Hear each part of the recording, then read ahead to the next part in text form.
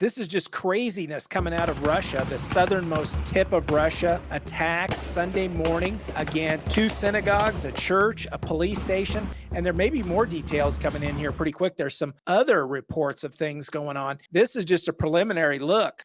The sights and sounds are just all out war against these churches and this police station as you're listening and hearing what's going on here. Let's look at some of the details. And what we know is Sunday in Durban, Dagestan, in southern Russia, a synagogue and an Orthodox church were attacked there.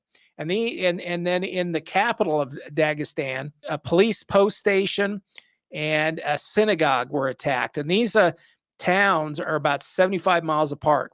Durban is smaller from what I understand. The capital of Dagestan is much larger city. In total, so far what's coming out, and these are preliminary reports, is 9 were killed and 24 injured. And of those that were killed, it sounds like one was a priest and he was killed by a knife attack. And it sounds like a pretty brutal attack. I won't get into the details of it, but church security guards killed, and there may have actually been more of those. We're going to find out later. And then 7 police officers. And there were 24, 25. I've even heard some reports of nearly 30 people that were possibly injured in this situation. And the details are just coming in. I'm sure I'm going to be checking back with you here in just a day or so to talk about it more. In Durban, Dagestan, the synagogue was set fire and it was burned to the ground. From the details that are coming out by news agencies, a church was attacked, local guards were killed. And in that church that was attacked, I believe is where the priest was killed violently by a knife attack. And which is the style. We need to be paying attention to this. We need to prepare for these kind of things. Armed individuals with automatic weapons in black shirts. This is their description. These are witnesses' descriptions. Armed individuals with automatic weapons in black shirts opened fire on a synagogue and a church and set fire to the synagogue, burned it to the ground. A church of intercession of the Blessed Virgin Mary in Durban. And that's what's pictured here. There's a picture of it right there. And that was the church that was attacked by gunfire and where if I'm understanding correctly, where the priest was killed at, and some church, possibly church security guard or maybe some church security guards. And then, of course, gunmen also attacked the only city's synagogue. And from what I understand, there were no Jewish people present at either of the synagogues that were attacked. In the capital of Dagestan, a synagogue was attacked by gunfire, from what I'm hearing so far, and a police post was attacked. And there were several police officers, maybe as many as 6, that were killed and 12 that were injured. So a lot of junk here. I mean, a lot of serious stuff going on here.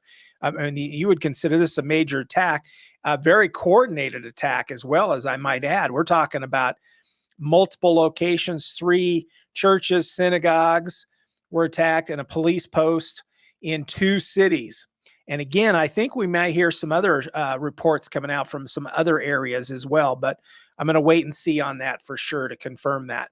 And so you're talking a major coordinated effort, lots of suspects, lots of attackers involved in this situation. And here's some of the things coming out of this. Politicians, people within the country, state news outlets here citing law enforcement agencies reported that the attackers were adherents of an international terrorist organization and used foreign weapons. So something to keep in mind. Russian Senator Dmitry Rogozin complained that if every terrorist attack is blamed on the intrigues of Ukraine and NATO, this pink fog will lead us to big problems. So he's saying, that's what happened the last time. If you remember that attack on the theater in Russia where 140 people were killed, immediately the reports came out that was Ukraine had sent people in there. And later we find out it's ISIS-K folks that went in there and coordinated that attack. So we got the same kind of thing going on here. And here's somebody that's trying to fight that already right out of the gate, that, hey, we can't be blaming this on NATO and Ukraine and being a product of the war. You can't blame that on this stuff on that. Some discussions that this entire situation could be another ISIS-K assault. And here you see a synagogue in Durban that was set on fire, and eventually that one burned to the ground, from what I understand. But the discussion that this could be another ISIS-K attack, and I'm not an expert on this stuff, but I can tell you when automatic weapons are involved, when there's knife attacks involved, slashing of throats, that kind of stuff, those are great signs, unfortunately, sadly, of ISIS-K. So how does this information apply to churches, synagogues, and temples? Really, all of us worldwide, whether you're just concerned for your safety as a church goer or a member of the security team or a church leader, what are we going to do with this information? And I think that, I'm hoping we're taking things more seriously, that we're digging in and trying to get some training for our people. But even beyond that, that we're just paying attention to the styles of these folks. We've traditionally said the lone wolf gunman, and that's been the big fear, an active shooter. And church, I talk to church folks all the time through this podcast and through this show, and the focus is active shooter, lone wolf gunman. And really, it's time for us to start broadening that and start looking at this situation.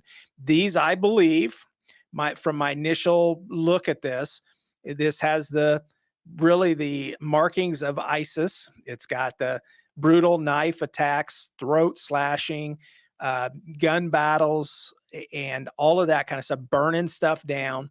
And we already know, many of you around different countries in the world that watch this show, the reality is ISIS is involved in things, or similar groups.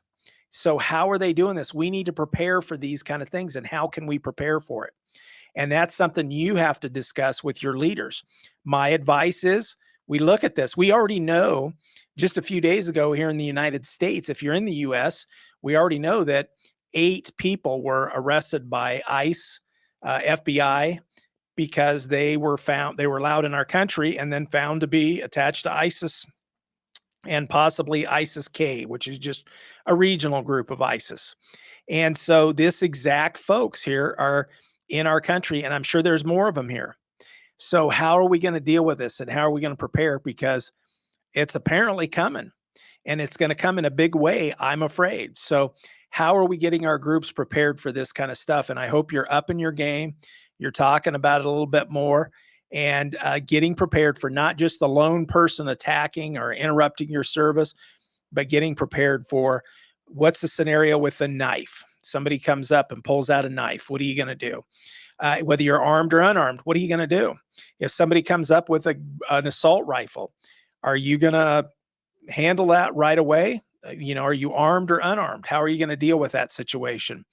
If they're armed with an assault rifle and they're walking up to the building in the parking lot, are you going to wait to start sending fire down their range until they actually shoot, or what are you going to do?